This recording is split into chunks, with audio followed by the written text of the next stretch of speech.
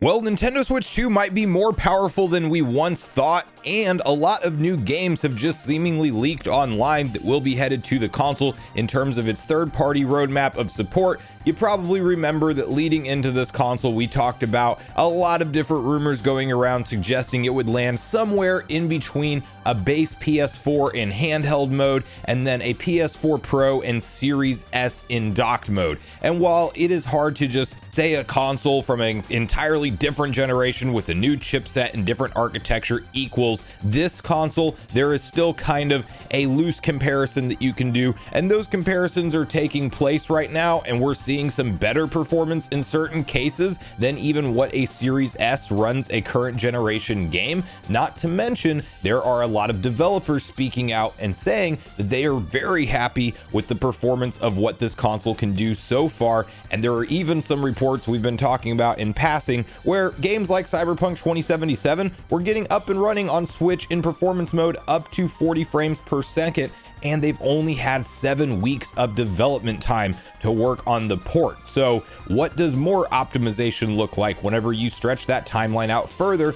Not to mention, we also have a leaker by the name of Nash Weedle, who I do want to pay a little bit more attention to now, because they did successfully leak that Donkey Kong would be the big game focused on before 3D Mario, when a lot of people were expecting 3D Mario to be the show closer for Nintendo Switch 2 Direct, and they are putting out a list of new games from a third-party perspective that are all slated to be announced and come to Switch 2 very soon. So we're going to break down all of this information. Before we do, make sure you like, subscribe, and turn on your bell notification to join Sunbro Nation if you're new here. And I want to first kick it off right over at VGC, where you can see the following article on screen, which reads, third-party developers say Switch 2's horsepower makes them extremely happy. Dozens of third-party games are coming to Nintendo's new platform.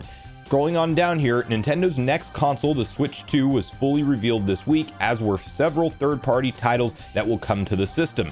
Now developers working on ports have discussed their experience working on the new system. The Nintendo Switch 2's horsepower made the Civilization team extremely happy, according to Dennis Shirk, an executive producer on the franchise. Speaking to GameFile, Shirk said that working with Nintendo Switch 2 has been easy. Their software development kit is great, their customer support, their developer support, developer relations is great, Shirk said. They knew they wanted Civ on that platform because it's such a great showcase for the mouse, and it pairs up so well with our existing PC audience because we have crossplay. The Switch 2 version of the game has been in development since October and is set to be available on launch day, June 5th. Other developers such as Hogwarts Legacy developer Avalanche Software have been working on porting to the Switch 2 for around a year. We originally started with our Switch version, Nelson said. We got very good results really quickly, but we felt like we could make a higher quality product if we brought a lot of the high-res assets and raised the resolution, textures, lighting, and world streaming. A notable change between the Nintendo Switch 2 version of Hogwarts Legacy and the original compromised Nintendo Switch version is that several large loads have been removed, such as when entering Hogsmeade Village on PS5 and Xbox Series consoles. This was a seamless transition. However, on Nintendo Switch, players were forced to wait. Several areas of Hogwarts Castle were also changed for the Nintendo Switch version due to performance limitations. Nintendo Switch 2 will be released worldwide on Thursday, June 5th. And then continuing on that train with some examples of games that are actually looking and running better than maybe some of the previous console generations and or even the Series S console currently, you first have the Super Metal Dave 64 post over on X, where he says, according to Sega from GVG, which is Good Vibes Gaming, I believe, Yakuza 0 runs at 4K 60 FPS on Switch 2. For comparison, the PS4 version ran the game at 1080p 60 FPS. So already early on, we are seeing a variance of what the devs can do with new hardware, but I think this is very impressive for Switch 2. Then you have Stealth 40K over on Twitter also saying YouTuber Switchplay did a side-by-side comparison of Street Fighter 6 on Switch 2 versus Xbox Series S, and the Switch 2 version clearly looks better.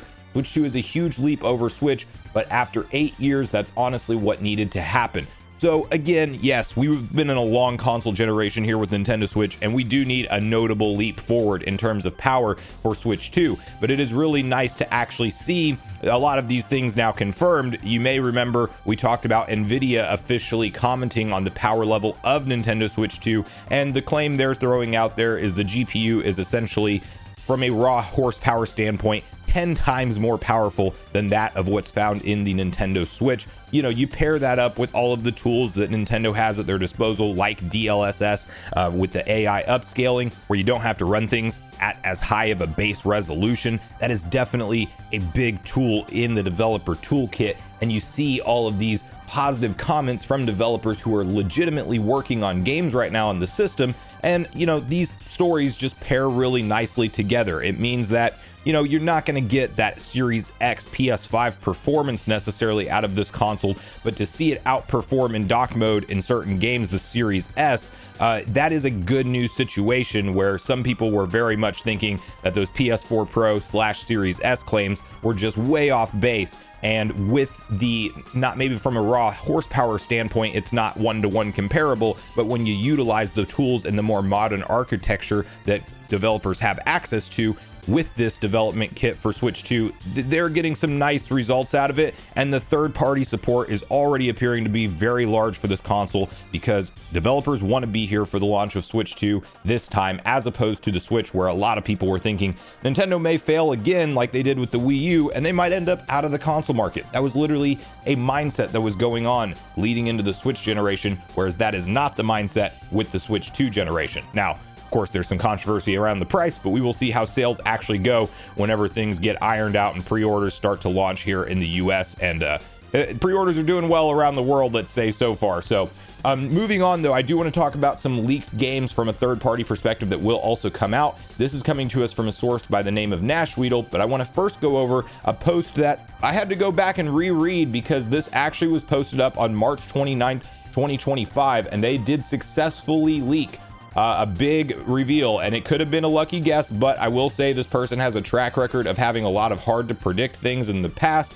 Mario and Luigi Brothership, teasing that before it was announced, and Metroid Dread with the exact title and the kind of the time frame of when we saw that announced. So he has this post to say, "I'll tell you what's happening on the dark side of the internet. It's been said for days that the new 3D Mario won't be coming this year, but Donkey Kong will be the star. I can't tell you about Mario 3D, but I've already told you about Donkey, and I'm looking forward to seeing it." Now, of course, we know that Donkey Kong Bonanza was the big show closer for the Nintendo Switch 2 Direct, and I did not see many people predicting that. That was definitely on the surprise end of the showcase in terms of, I mean, even I thought we were still looking at 3D Mario whenever we started to see the game, until Donkey Kong burst through that wall.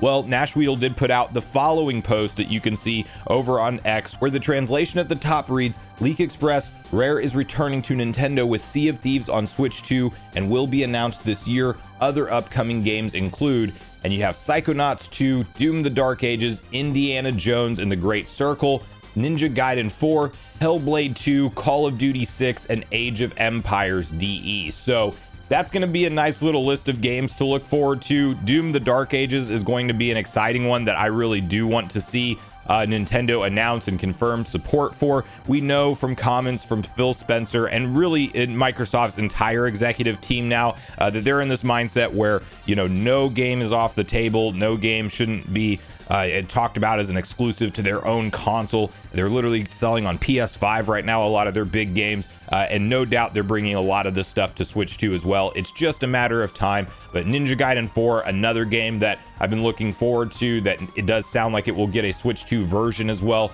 Some really cool AAA modern day titles that are in Microsoft's wheelhouse amongst many other developers and publishers, and it sounds like Switch 2 is getting them relatively quickly. And you know, you have to stop and think about the level of games that we are going to have come out relatively soon on the console, because right after launch, and as developers do get more dev kits and the development resources expand for this generation, not only do we have a ton of ports that are waiting in the background to come out, like your Elden Rings of the world, where that game is slated for 2025, but it won't be out until later. So you're going to have all the continued brand new games coming out for the console, in addition to all of these older ports that have been out for a while that just haven't been able to be on Nintendo hardware due to power limitations. So really cool full circle moment for Nintendo fans. If you've been playing especially exclusively on Nintendo hardware, I've definitely used my PS5 and Series X to kind of stay up to date with some of these games, but nice to see all of it in one place going forward from here. And of course, you get the benefit of the hybrid gameplay. So let me know in the comments down below what you make of both these different stories. Are you happy to hear good news situations around the power level or proposed power level of the Switch 2 and what developers are seeing with it right now? And do you think any of these third-party games that have supposedly leaked will indeed make their way to the console sooner or later? So make sure you share all your thoughts and feelings in the comments down below before you leave, regardless if we agree or disagree. Also, make sure you like, subscribe, turn on your notification bell. And with that, I've been Sunbro, you've been Nation. Thanks so much for watching, and I'll see you guys in the next video.